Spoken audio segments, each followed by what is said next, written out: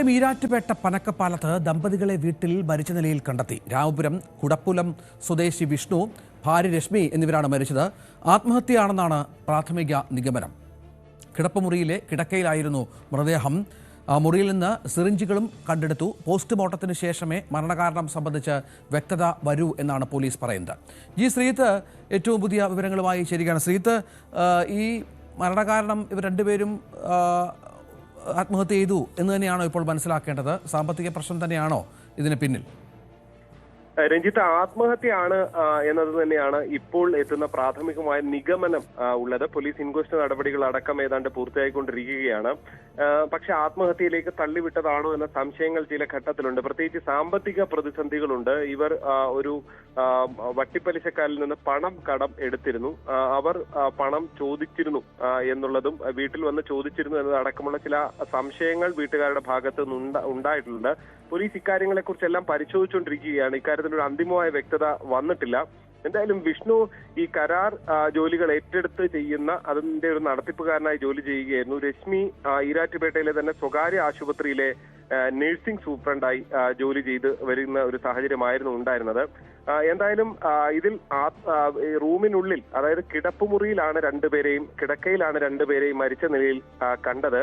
അവിടെ നിന്ന് തന്നെ സിറിഞ്ചുകളും മറ്റും ഉണ്ട്. ഈ വിഷ്ണുവിന്റെ കയ്യിൽ കാനുലയും മറ്റും ഉള്ളതായും പറയുന്നുണ്ട്. എന്തായാലും പോലീസിന് പല സംശയങ്ങളുണ്ട്. പക്ഷേ ഇത്തരം ഒരു മരണത്തെ സംബന്ധിച്ച് അതിലൊരു പോസ്റ്റ്മോർട്ടം പരിശോധന റിപ്പോർട്ട് വളരെ പ്രധാനപ്പെട്ടതാണ്. അതിനുശേഷം മാത്രമേ ഇക്കാര്യത്തിൽ ഒരു അന്തിമമായ വ്യക്തത വരികയുള്ളൂ. ഇപ്പോൾ പ്രാഥമികമായി ക്രൈം സീനിലും മറ്റും പോലീസ് നടത്തിയ പരിശോധനയിൽ ഇതൊരു ആത്മഹത്യ എന്ന പ്രാഥമിക നിഗമനമാണ് ഉള്ളത്. രഞ്ജിത്ത്, ഇവർ എത്ര നാളായി ഇവിടെ താമസിക്കായിരുന്നു? ഈ പെൺകുട്ടി അവിടെ ഒരു ആശുപത്രിയിൽ നഴ്സിംഗ് സൂപ്രണ്ടൊക്കെ ആയിരുന്നു. ഇവരുടെ സാമ്പത്തികത്തെ സംബന്ധിച്ചും എന്താണ് യഥാർത്ഥത്തിൽ സംഭവിച്ചത്? എന്തുകൊണ്ട് ഇവർ ഇത്തരം ഒരു പ്രശ്നങ്ങളിലേക്ക് പോയി പെട്ടു എന്നതിനെ സംബന്ധിച്ചുമൊക്കെ എന്തെങ്കിലും ഒരു പ്രാഥമികമായ വിവരം ലഭിക്കുന്നുണ്ടോ ശ്രീത്ത്?